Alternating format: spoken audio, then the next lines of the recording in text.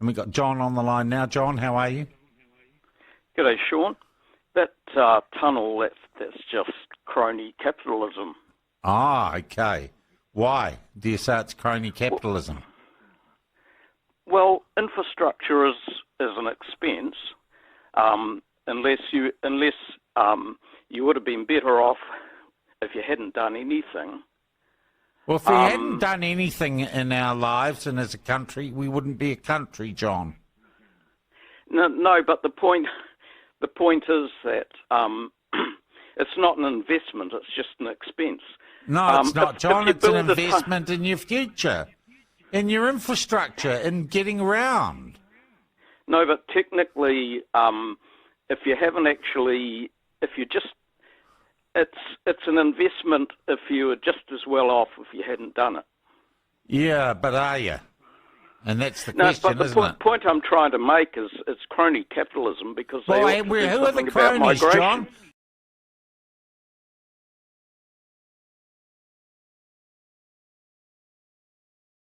Scott Morrison's one of those people. The Treasurer was spelling out his interest in this week's budget. To support growth, we choose to invest in building Australia, rail by rail, runway by runway and road by road. Yeah. That sounds welcome, doesn't it? We need to be investing in infrastructure because it increases productivity. Jane O'Sullivan from the University of Queensland isn't so sure. It would if we didn't overcrowd them. So if we're just building more infrastructure rather than better infrastructure, and then we're filling it up with more people, we're not actually advancing. The problem is that people assume that all infrastructure is investment. Yes. And that's not true. An investment is something that if you didn't do it, you wouldn't be any worse off.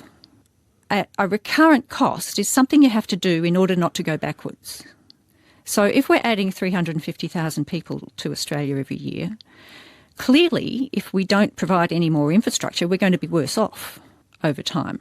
Right, so all of the infrastructure that we have to put in place just so that hospital waiting lists don't get longer than they already are, and that trains don't get more crowded, and that sewage treatment plants don't get overwhelmed, that's recurrent cost.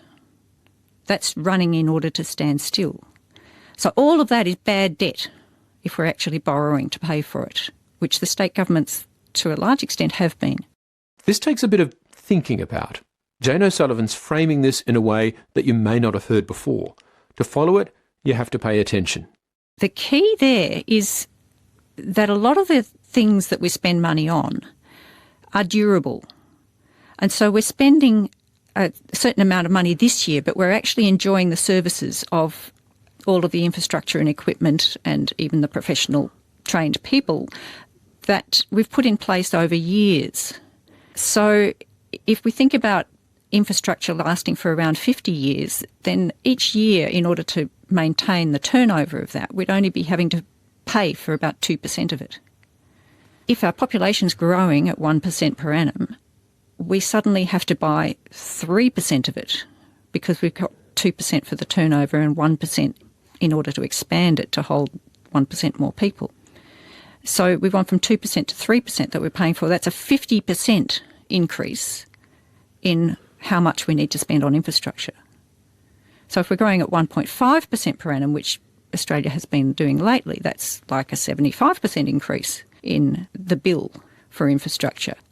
And that bill isn't insubstantial. Just the turnover is about 13% of GDP. So adding 1% population growth is an extra 6.5% to 7% of GDP that we've got to divert from other spending in order to pay for that extra infrastructure. What Jane's saying is the growth in the population ends up overwhelming the utility we get from the infrastructure that we're building because of the growth of the population. So we never catch up, and it always costs more. Tell me who the cronies are. The cronies are the Infrastructure New Zealand, all the developers and all the National Party supporters. Well, why are they National Party supporters, John? Well, not just National, but also Labor. Oh, okay, so all political party supporters. John, it's just a very broad thing. It's a very broad accusation to say it's all crony capitalism, and you can't explain to me what's crony about it. Well, it's crony if they're looking after the people at the top and not looking after the people lower down. Because, well, for instance, look at the way that the tourist industry has grown, and the real wages in tourism have shrunk. This is from the Superdiversitymyth, which was written by Ian Harrison as a response to Mai Chen's Superdiversity Stocktake. And he begins with a conventional economic analysis of large-scale immigration impacts. Before we proceed with the assessment of the evidence in the stocktake, it is useful to set out a conventional way of looking at the economic impacts of large-scale immigration, which captures important elements that are ignored over or glossed over in the official immigration benefit story. The distinctive feature of the New Zealand economy is that land is an important input into the productive process. This is obvious with the agricultural, fishing and forestry sectors, but it also applies to international tourism. In a simple model of the New Zealand economy where the supply of land is fixed and New Zealand's isolation means it is not a natural location for the production of a broad range of internationally traded goods and services, then an increase in the labour supply through large-scale immigration will reduce the marginal product of labour. As a result, real wages will fall, owners of land will benefit, there will be an outflow of native labour in search of higher wages in Australia, the economy will be bigger but average incomes will fall. Resources will flow into low-value service production. This conventional model of the impact of an increase in labour supply is obviously a simplification of a complex reality, but we think that the fixed factor effect is important enough to be considered in any discussion or analysis of the impact of immigration in New Zealand. The official analysis, however, almost entirely omits it. There is a tendency to follow the international literature where omitting the impacts of fixed factors of production is a simplification that doesn't matter very much, without thinking at all about how New Zealand could be different. The model seems to be consistent with some observed facts. Real per capita export growth has slowed significantly as labour supply has increased. Labour productivity has been very slow. Census data shows Auckland medium income growth was the second lowest of any region over 2001-2006 and the lowest over 2006 to 2013. Auckland is the poster child of superdiversity. If there was anything in the diversity dividend argument, Auckland should have been leaping ahead in the income stakes. Hi there. Well, you probably heard quite a lot of chatter about tourism recently because it is rapidly becoming a critical part of our economy. It's always been important, but in recent times we've seen record numbers of tourists coming to New Zealand. They're coming for longer and they're spending more. So we're doing extremely well. About 3.2 million tourists came last year. Australia is our biggest market. In every market we have growth. But in the case of China, our second largest market, it grew somewhere between about 35 and 40% last year. Big increase in the number of tourists coming from China, about opening up, new carriers coming to New Zealand with the airlines, more cruise ships coming. And the big challenge for us now, I think, is not just to continue to attract more tourists and even higher quality tourists. It is really to make sure that we spread out the number of tourists and when they come. Typically, we've been a market where people have come between November and March, and the aim of working on issues like, or areas like business tourism is to spread that out, but also to make sure that we have even more markets that are coming and we have the infrastructure to cope with the people that come. Well, look, maybe we need more tourists. This will be great. Our Prime Minister believes that. He's Minister of Tourism. Tourism's great. If you walk across the Tongariro Crossing, you'll only meet 600 people on that. Perhaps we need to have a few thousand people doing the Tongariro Crossing every day. Instead of 10,000 visitors to Milford Sound every week, we could have, say, 40,000. That would be rather nice, wouldn't it? And that would make us rich. Let me tell you something very interesting about New Zealand. Our per capita GDP is about $40,000 a year. There are 1.3 million jobs in New Zealand, 1.3 million FTE. That means to maintain our current per capita GDP, we need $120,000 per job. What does tourism earn? About $80,000 a job. About 2/3 of what we need. More tourism, poorer you get. Tourism is great for employing unskilled people.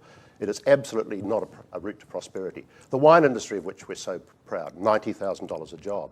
So why have we got any prosperity at all? Well, food manufacturing comes in pretty close to the average, but up at the top there is Fonterra. Without the dairy industry, New Zealand would be desperately poor. It's an astonishing thing. $350,000 a job in the dairy industry. Unfortunately, the workers don't get paid that much, but that's what it earns. Manufacturing is quite high. And there's some other companies up there that are rather interesting, like this one, Fisher & Paykel Healthcare. By the way, the area under those little bars represents the total impact on the economy. So Fisher & Paykel Healthcare, great, almost as good as dairy, but we need a few more of them. I'll come back to that point in a moment. But it's very illuminating. I find that metric quite an interesting one. What we think, $350,000 a job, that's good. I'm sorry. Apple Computer, $2 million a job. Samsung, $1.3 million a job. I mean, in the real world out there of highly productive business, we are not even looking at that. We haven't a clue what productivity really is. The French do, and they don't seem to work at all, which is great. This is Olivia Wensley, CEO of startup Queenstown Lakes. The former litigation lawyer sees a bright future beyond just tourism. The average worker contributes $70,000 a year to the GDP. In tourism, and so the average tech worker brings in $400,000. So it's quite a big difference. Yes, one of the key sort of outputs from my thesis was looking carefully at wages, because people say, oh, it's a low-wage industry. And I thought, OK, has it always been this way? What does that mean relative to what? And certainly I found that wages and real value grew all the way from the end of the war up to the mid-70s. But in our sector, in the tourism and hospitality accommodation sector, from the 1979 through to 2006, there was a steady fall in real value in the wages, and they fell by 24.5%. So you were earning a quarter less in 2006 than you were back in the 1970s. John, do poor people not use roads? Or the hospital? No, but that's not the point. Look at the way that they've got rid of the they're getting rid of the quarter-acre section, the Pavlova Paradise. Who's they? Well, National and Labour. The half-gallon's gone, the quarter-acre shrunk, and New Zealand's changed. It's changed so the easy generalisations don't fit. It's been Americanised, it's been suburbanised, it's been feminised, it's been consumerised. In fact, it's much more now a part of the universal anywhere than something unique in itself. But the world's changed too. The world's shrunk. More people come here to enjoy New Zealand. More New Zealanders go overseas. Some still to pursue career ladders, not now to the UK, but to anywhere. But most of them come back. And they come back now with the old diffidence gone. There's a confident feeling that New Zealand is a good place, a superior feeling almost. And it's a good place because it's a small society. Small is beautiful in this overcrowded world, and it's a small society in the most beautiful part of that world. A good place to grow up, a good place to bring up kids, a good place for living the good life, a machine for the pursuit of happiness. But the paradise part of my original title still remains true, or at least this. It's as close an approximation to paradise as we're going to get in this troubled, overcrowded world. New Zealanders are a privileged people. Personally, I wish that I was young enough to enjoy that privilege with them.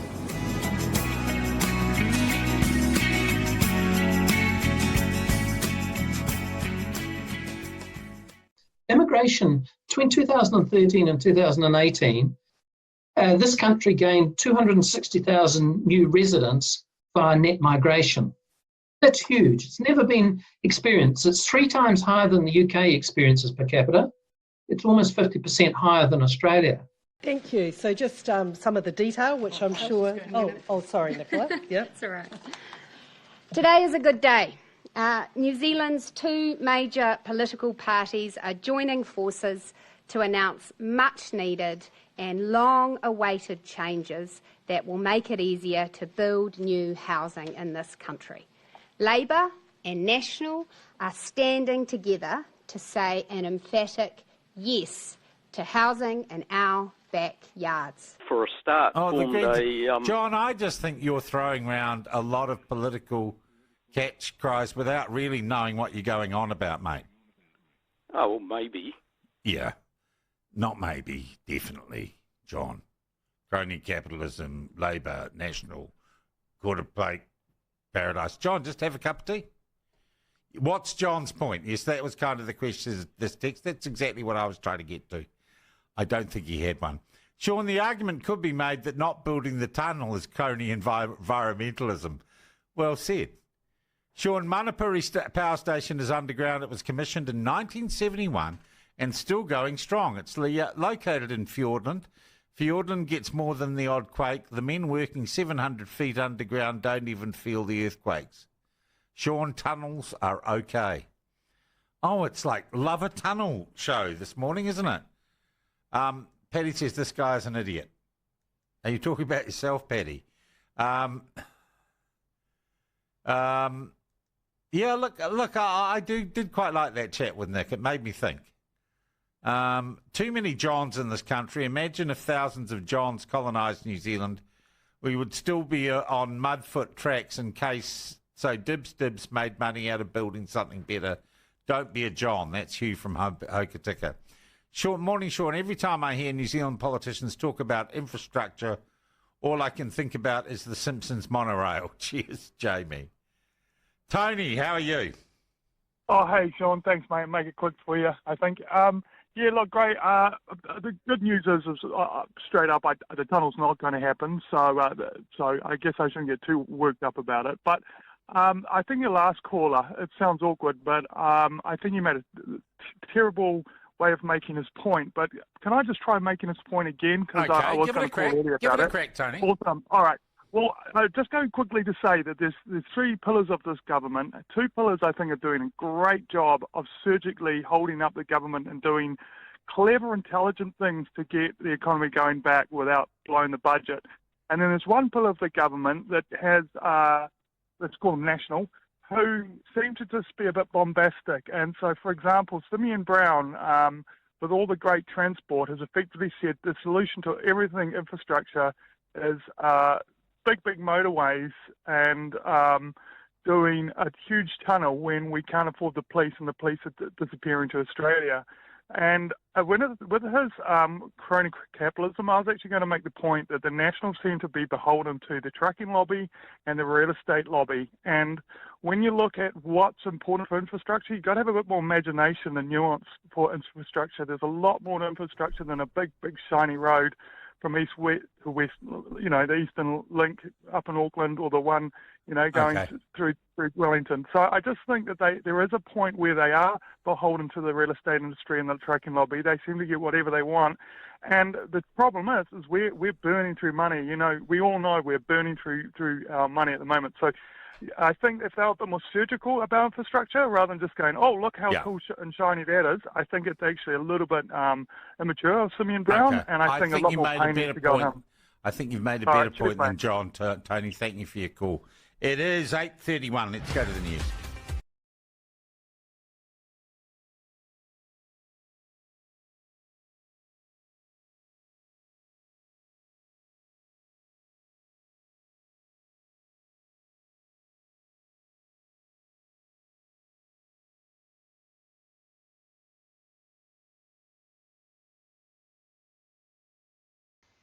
So the rule is, an investment is something that if you didn't do it, you wouldn't be any worse off.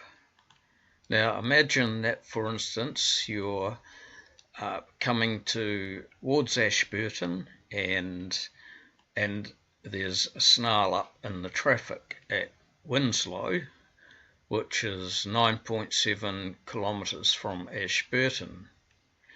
And so that sort of thing's been happening quite a lot during the busy tourist season, and the response to that seems to be they want to build a new bridge across the Ashburton River.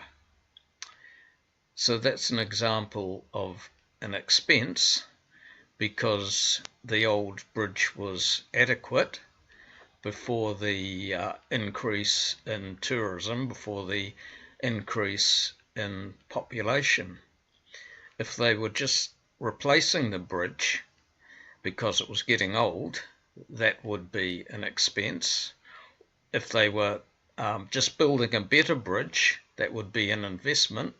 But if they have to build a bigger bridge, and just because of the increasing population, that's an expense.